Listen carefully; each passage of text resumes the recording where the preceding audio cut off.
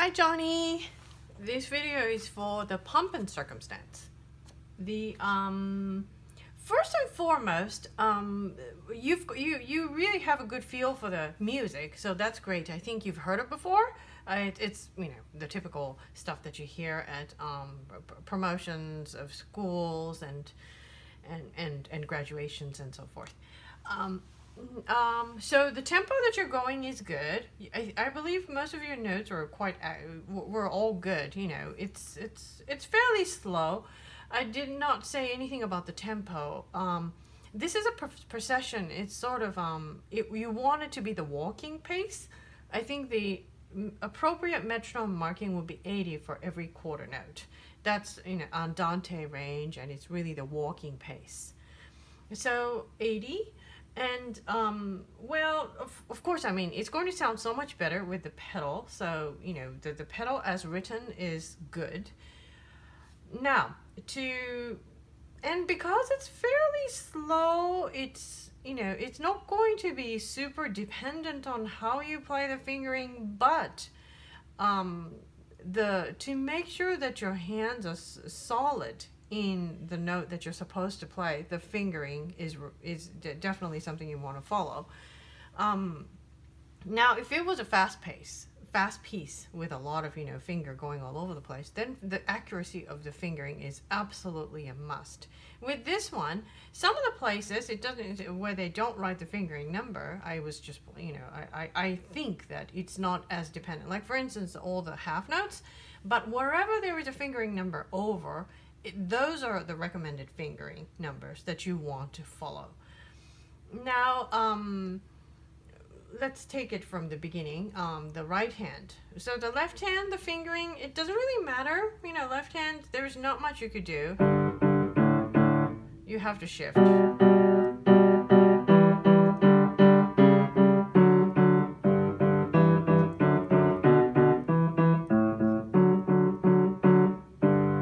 And so on. So the left hand, especially when you're playing two notes, it's just a matter of whether you take it as a 1-5, 1-4, or maybe as a 2-5. Those are about the only options you have. And if it's a third, like that would be a 2-4, and then the other part where you have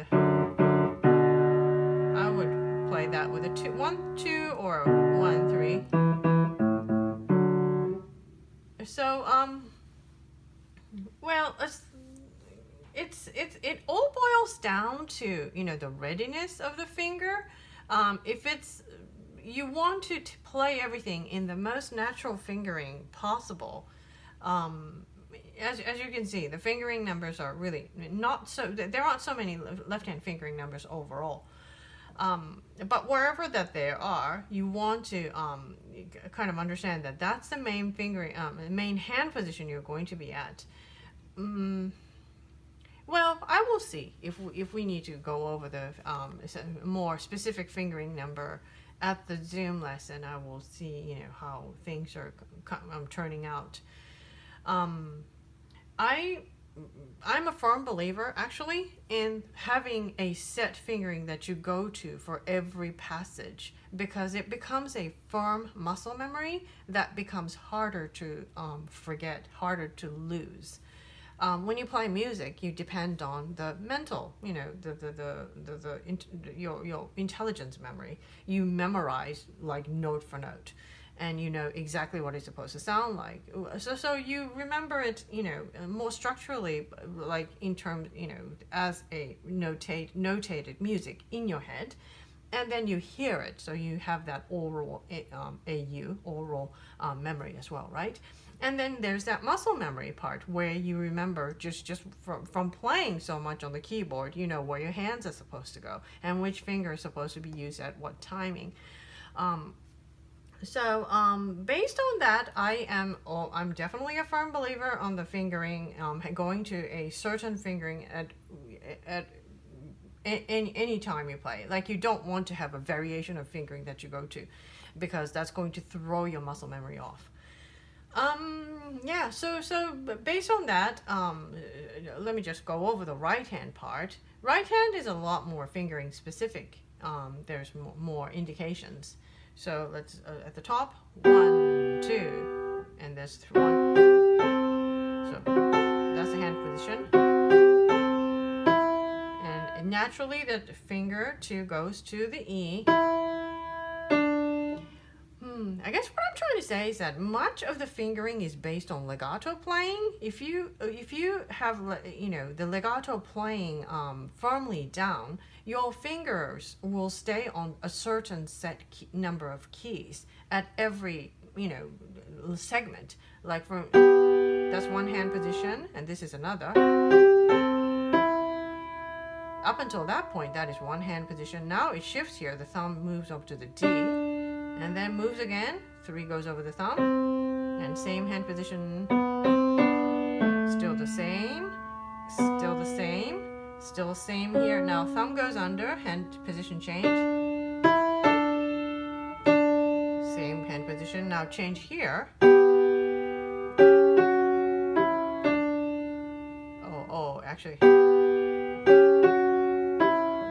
I guess that's a 2 there, because there is a C after that, which you will have to play with the thumb. And then hand position change, thumb shifts down to B, and repeat of the beginning.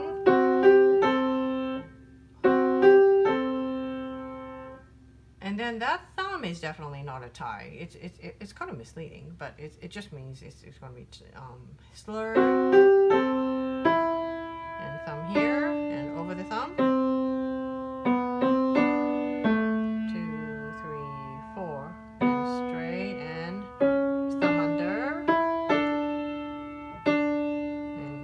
Position change.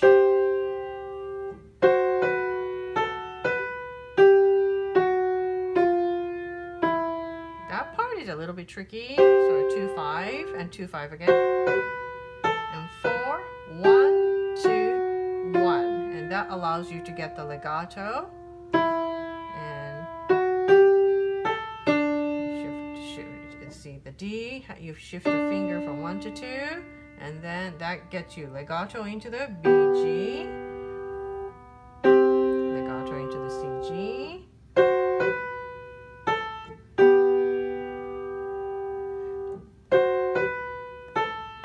I would even do that part, the last 3 measures, 2, 5, and that's a 4, and that's a 5, because you can't tuck the tongue with pinky under. So that you somehow make the last bit legato. I would definitely request that you review the fingering on this. Any song, if you these songs, the editors, after they made the composition, they when they wrote these music for, especially this is a level 3A 3B song, I think, in this Piano Adventure series, they specifically write with a certain hand movement in mind.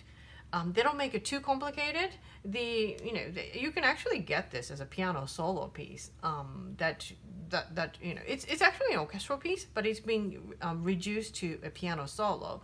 I believe by the composer himself.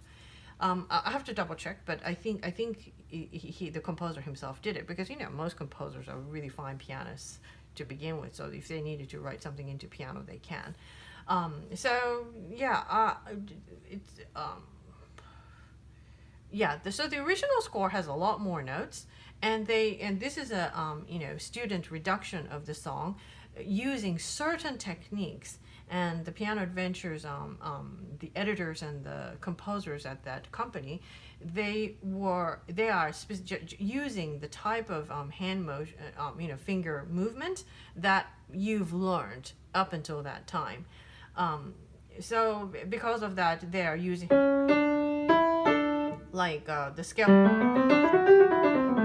scale-based, thumb going under, or another finger going over the thumb. They use that, and they use some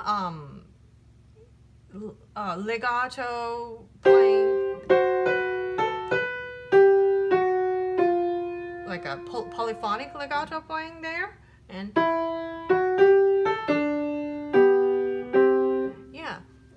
so it's mostly based on a type of technique that is, that they feel is, at that level.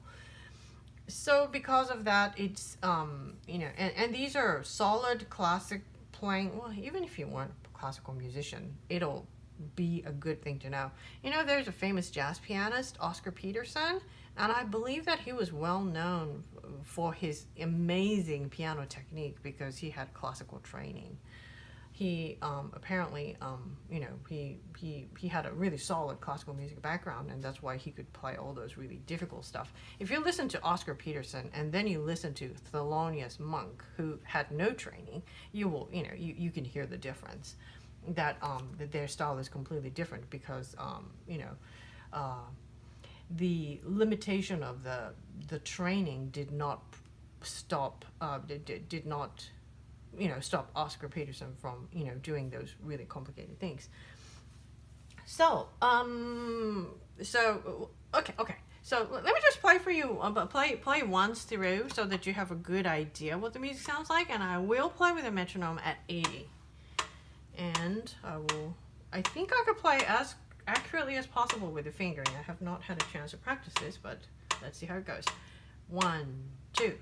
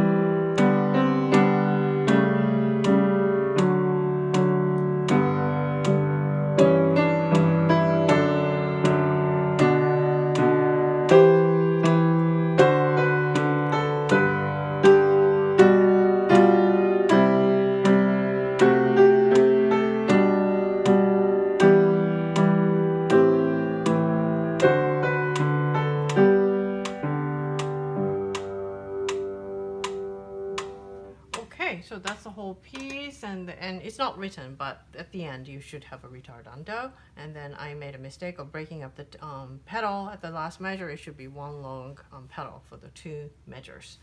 So that's how it goes, and yes. So, and I always feel like if you listen to the orchestral version of this, played with with the violins and all the full orchestra. The main melody part is obviously played by the first violin.